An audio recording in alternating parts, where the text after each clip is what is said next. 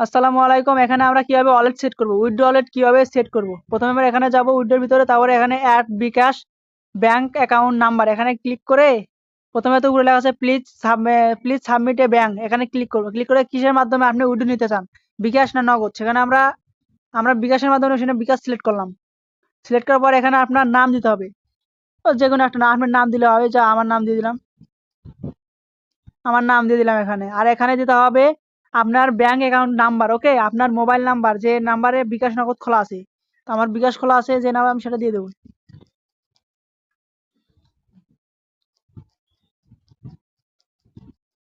দিয়ে দিলাম। আর এখানে একটা ইমেল দিতে হবে, ওকে, যেটা আপনার ফোনের লগ ইন আছে সেই ইমেল দিতে হবে এখানে।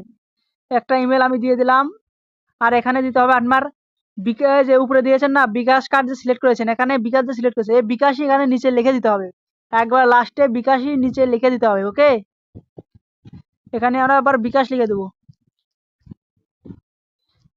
এই যে বিকাশ, BAKSH, বিকাশ লিখে দিয়ে দিলাম। আর এখানে আমরা সেভে ক্লিক করব।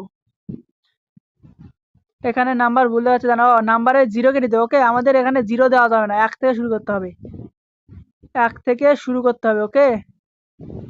দিয়ে দেবেন, এখানে সেভে ক্লিক করবেন। এই যে সেভ হয়ে গেছে, একটু অপেক্ষা করবো, নেট প্রবলেম। এখানে সাকসেস হয়ে গেছে, আমাদের এখানে সাকসেস, উপরে দেখতে পাচ্ছেন এখানে আমার নাম্বার অ্যাড হয়েছে। এখন এখানে আমরা এভাবেই ওয়ালেট সেট করবো, ওকে। ওয়ালেট সেট করে সবাই আমরা ওয়ালেট সেট করে রাখবো অবশ্যই।